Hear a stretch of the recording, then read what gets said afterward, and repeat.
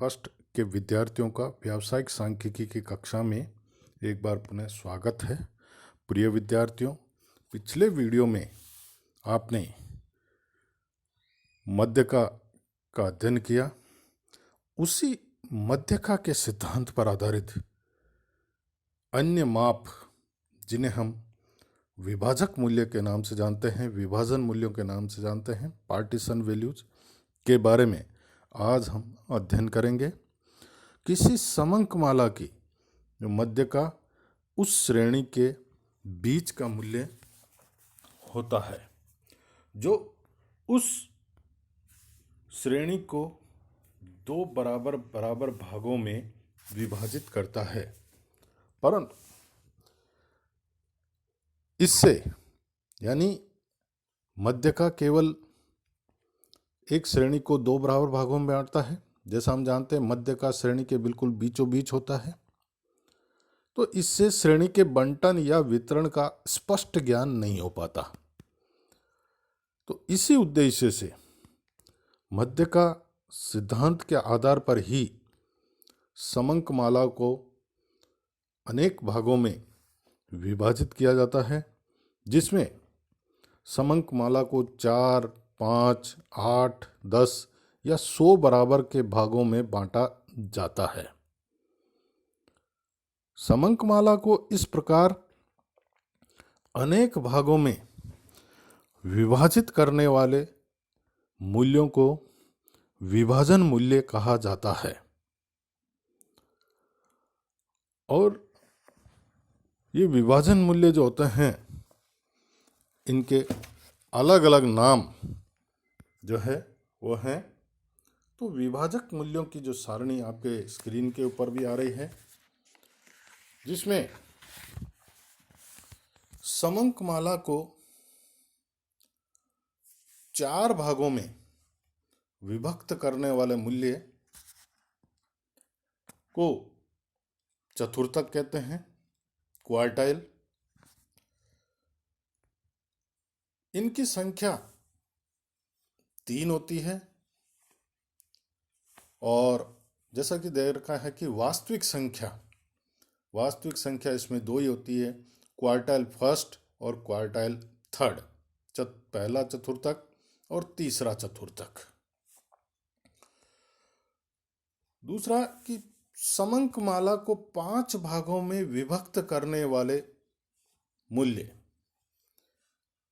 जिसे हम पंचमक क्वांटाइल कहते हैं, इनकी संख्या जो है 4 होती है एक समंकमाला में, और वास्तविक संख्या भी 4 होती है। इसे हम QN1 से QN4 जो है संकेताक्षर द्वारा व्यक्त किया जाता है। इसके साथ ही एक समंकमाला को 8 भागों में विभक्त करने वाले मूल्य को अष्टमक कहा जाता है, ऑक्टाइल। ये समंकमाला के 8 भाग कर देता है और इनकी जो संख्या होती है, इनके विभाजक मूल्यों की संख्या जो होती है 7 होती है, और ये वास्तविक संख्या जो है इनकी 6 ही होती है, क्योंकि कुछ कॉमन हो जाते हैं। तो ऑक्टाइल फर्स्ट से ऑक्टाइल 7, इसको ओ एक्सेप्ट ऑक्टाइल फोर्थ जो है वो हटाया जाता है। अब यदि समंकमाला को 10 बराबर बराबर भागों में बांटना हो तो हम दशमक ज्ञात करेंगे, डिसाइल यानी दशमक समंकमाला को 10 बराबर भागों में बांटता है और इनकी संख्या 9 होती है, जबकि वास्तविक संख्या यह जो है 8 ही होते हैं। D1 से D9 होता है। D5 यानी 5वां दशमक जो होता है वो मध्यका के बराबर होता है, यानी M = D5। चूंकि 5वां दशमक 50वें मूल्य पे होता है 50% पर, इसलिए D5 और M यानी मध्यका का मूल्य बराबर होता है। इसी प्रकार एक समंक माला को हम 100 बराबर भागों में भी बांट सकते हैं। तो जिस विभाजक मूल्य के द्वारा 100 बराबर भागों में बांटा जाता है उनको शतमक परसेंटाइल कहा जाता है, और ये संख्या में 99 यानी 99 होते हैं, और वास्तविक संख्या इनकी 98 होती है। यहाँ पर भी P50 यानी 50वां शतमक मध्यका के बराबर ही उसका मूल्य होता है, यानी दोनों सेम होते हैं। तो ये कुछ कॉमन भी हैं। एक बात ध्यान रखें कि इनकी संख्या जितने भाग होंगे उससे एक कम होगी। जैसे चतुर्थक 4 होते हैं लेकिन इनकी संख्या 3 ही होती है। क्वार्टाइल फर्स्ट, क्वार्टाइल सेकंड और क्वार्टाइल थर्ड। यहाँ जो चतुर्थक जो है उसको Q के संकेताक्षर द्वारा हम व्यक्त करते हैं, जैसा बता चुका हूं मैं। क्वार्टाइल सेकंड का माप जो होता है, मान जो होता है, वो मध्यका के बराबर होता है।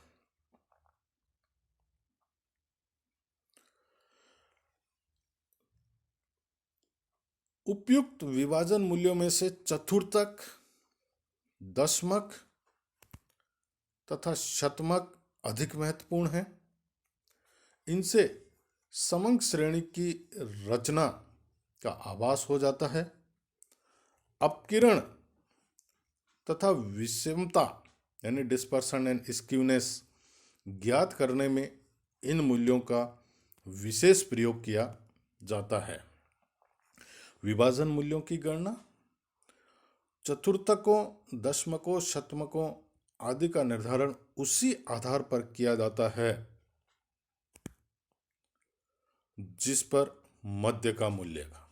चूंकि विभाजन मूल्य मध्य का सिद्धांत पर आधारित माप है, तो इनकी गणना भी व्यक्तिगत श्रेणी, खंडित श्रेणी और सतत श्रेणी में मध्यका के अनुरूप ही की जाती है।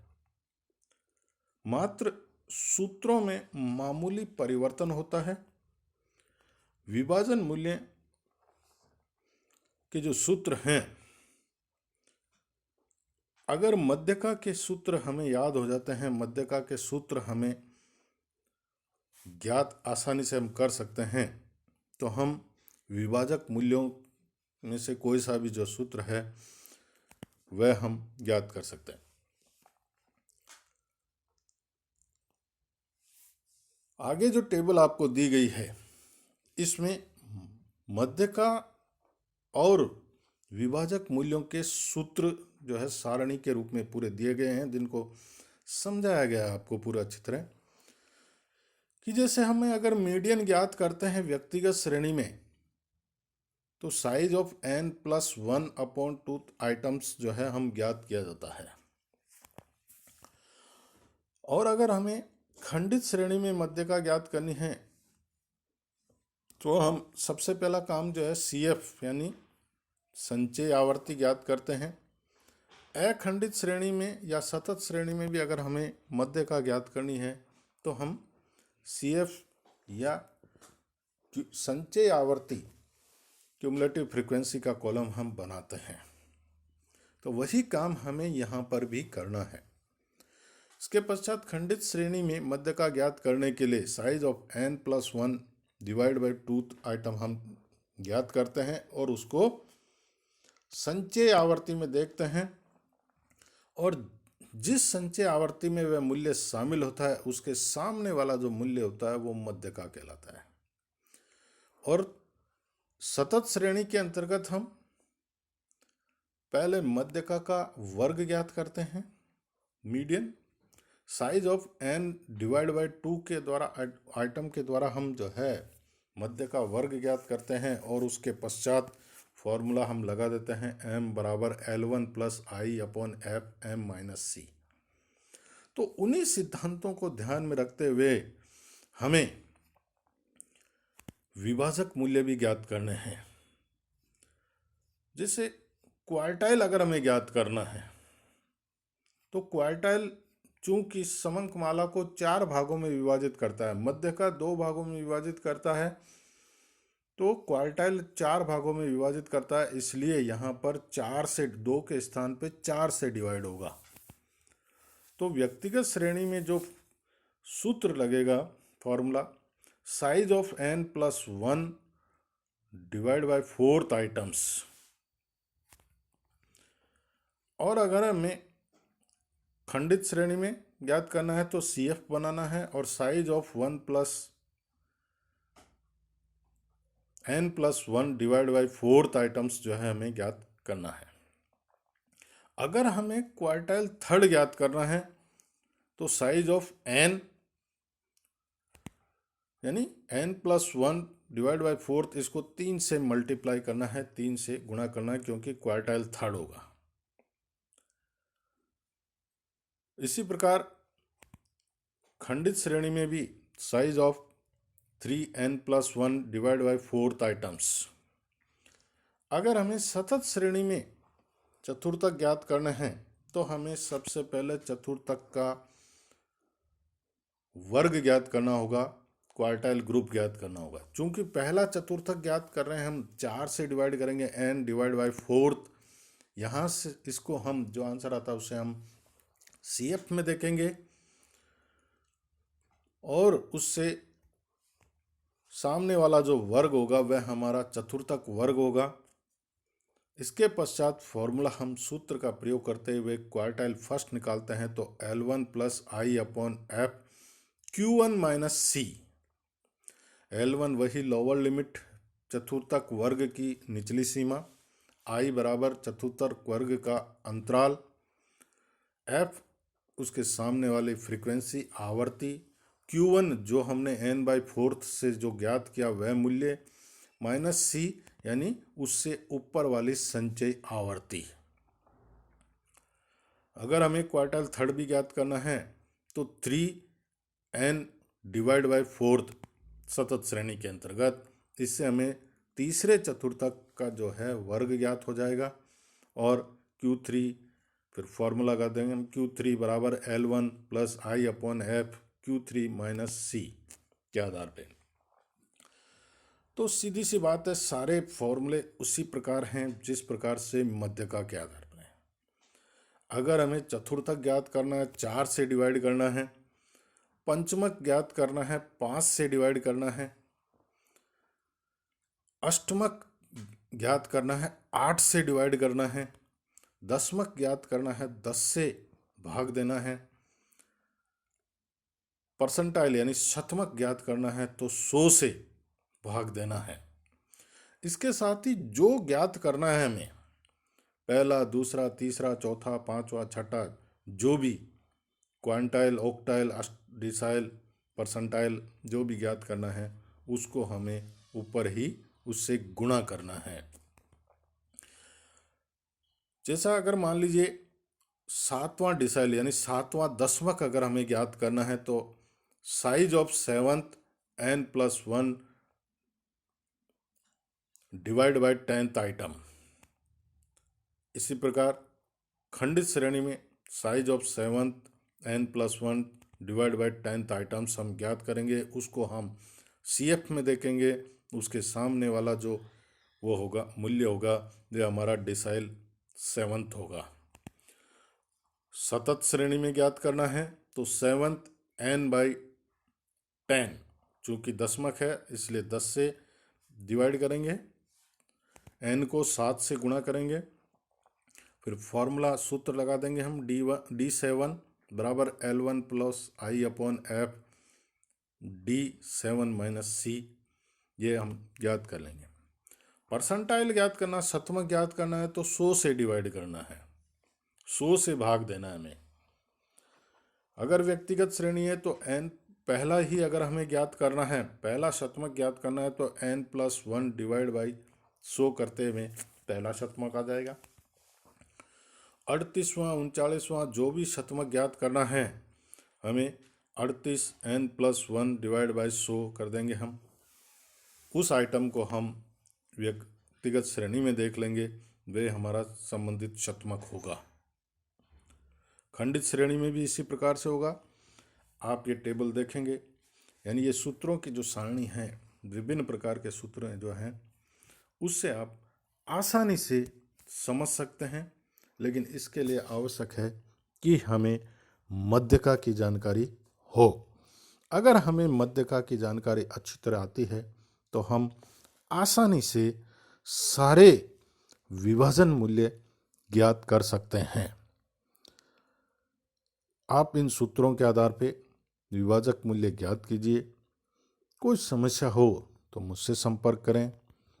बस ये ध्यान रखना है कि विभाजक मूल्यों की गणना मध्यका की गणना के समान ही है।